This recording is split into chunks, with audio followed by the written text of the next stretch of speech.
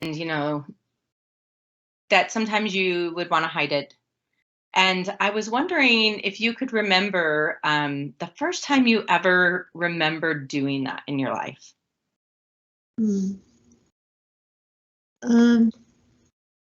I think the first time I self-harmed when I was like 12. So I'm 26 now. So I've been doing it since I was 12. Okay. And do you remember what the initial like reason was, or like the idea how that was formed to start to self-harm? I mean, I just was feeling so many things, and I just felt so overwhelmed by that. And I actually had a friend at school who was also, we would like do like eraser burns at recess, you know? And I realized that that kind of helped take away the anxiety that I was feeling. So it created a distraction from what you were feeling. Yeah, it did. Okay.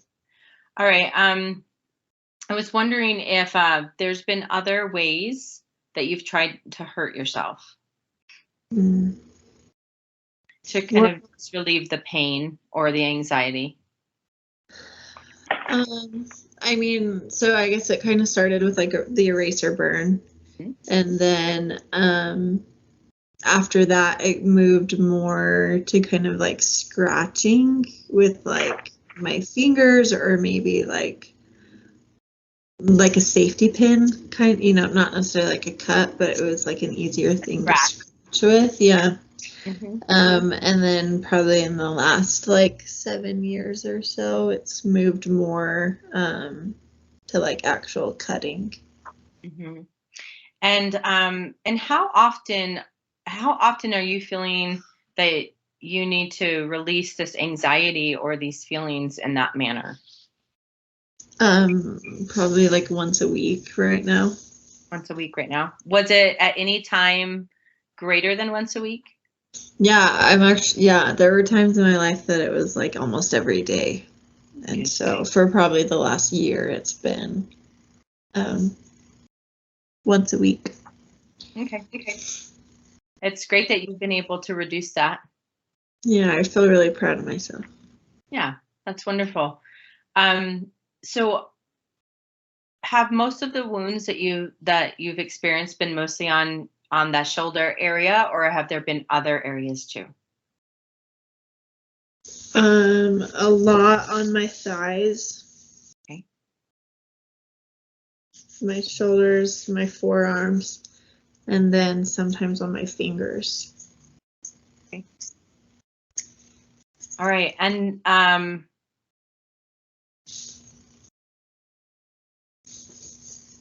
I'm wondering if you're finding more success with the things that you've been doing lately with the different exercises that we gave you. I feel like they help like to a point, right? Like when I'm like anxious or stressed, like a little bit, like they can kind of help, but I almost feel like there's like this like point of no return almost, that like if I get so anxious or so depressed that like they just don't work, and the only thing that will work is self-harm. Okay, McKenna and Amberly, thank you so much, McKenna, for being vulnerable and sharing, and for being here, for showing up. I think it's really awesome, the progress you have made, and really just being able to be honest with yourself and see kind of where you're at. You have shared that you have been injuring yourself once a week within the last year. Have you ever intentionally hurt yourself more severely than you expected? Yeah, I did. I had a moment maybe like 6 months ago or so that I actually had to go get stitches. Okay. And okay, so the next. And did they offer you any services while you were in the hospital? Once they took care of your bleeding and stitched you up, were they able to offer any other resources to you at the time? Not really. They asked me like what I was currently doing, and since I told them that I was seeing my old therapist at the time, they just said, "Okay, great, we'll just send you back to him." So. Okay. And how many times has that happened, that you've had to go to the hospital, or it was more severe than you expected? That's happened twice. Twice. Okay. And when was that other time? The other time was when I was like a senior in high school. So maybe like 6 years ago, 7 years ago. Okay. And then, were you under the influence of drugs or alcohol at either one of these times? No, I don't think so. Okay.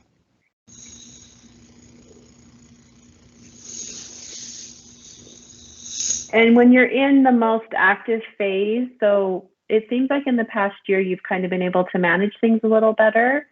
Mm-hmm. What was the amount of time you were cutting, or with the eraser burns?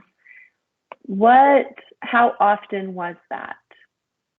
Like in the past year or before that?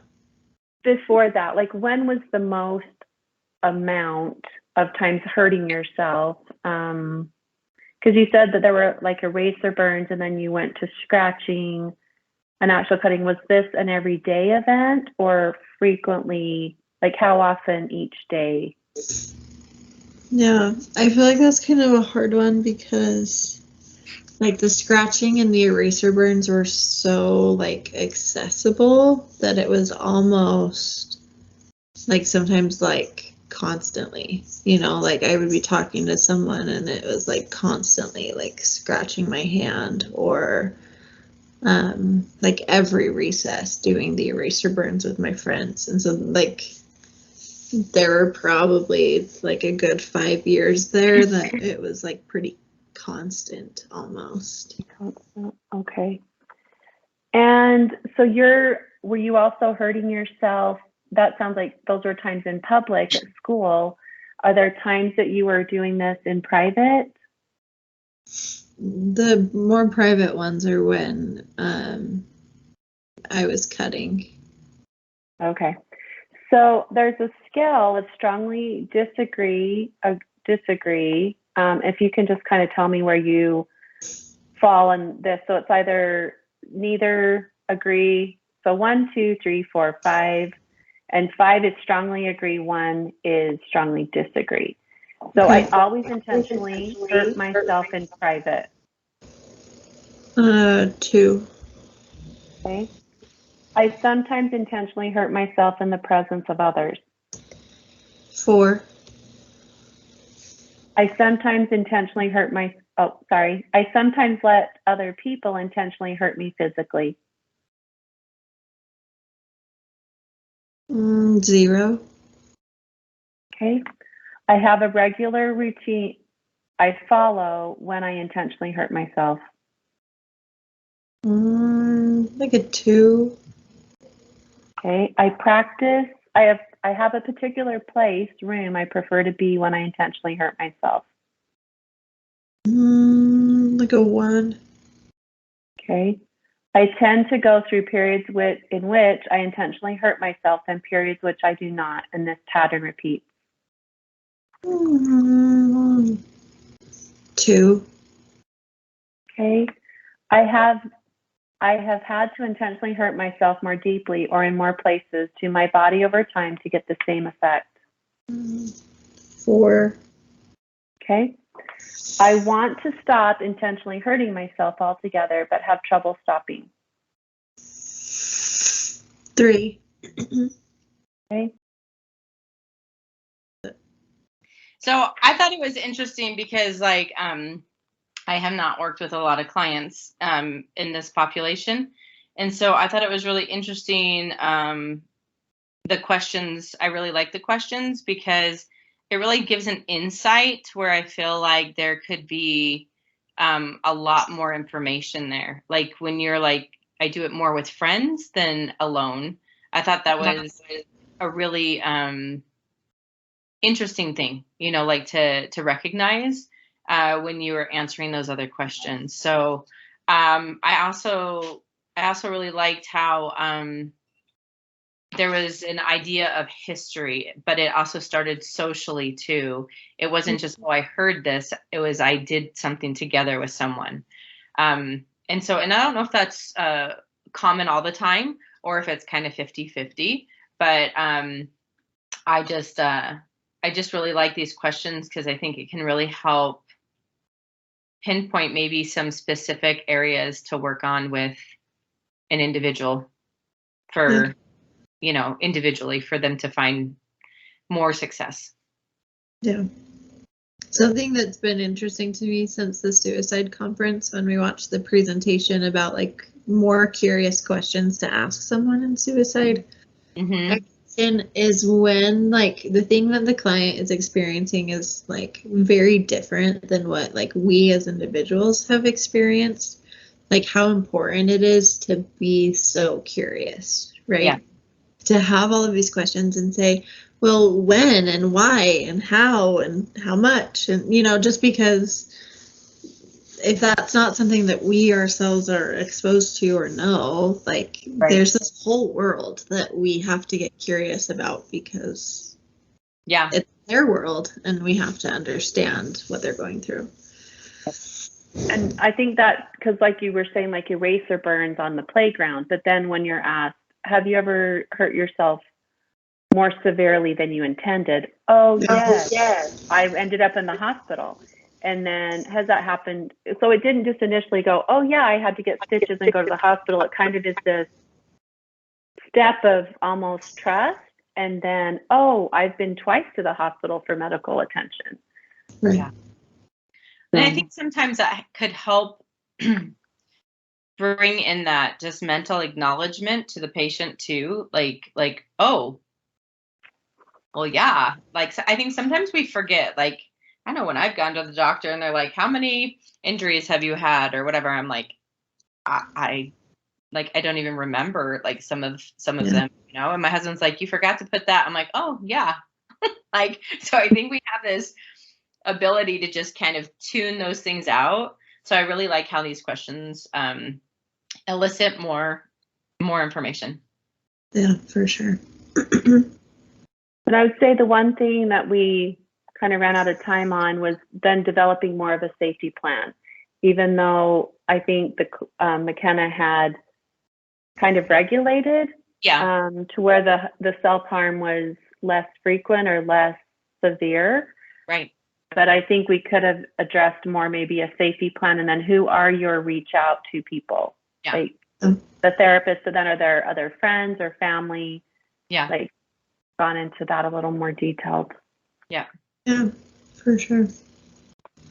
One thing that I've been curious about lately is like if the harm reduction approach to substances applies to like multiple other categories. Like, is there a harm reduction section or application possibly to self-harm of, okay, you're cutting yourself and getting stitches and going to the hospital. Can we dial it back to just like scratching or maybe like holding instead of. Yeah, instead of the other. I feel like I love how you brought that up because it reminds me of did you do the addiction class with Lambert?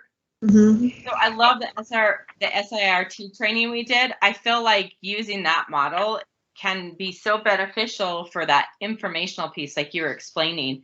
Yeah. Like teaching the resources or challenging them, with a goal to reduce whatever behavior. I love that idea, McKenna. Yeah.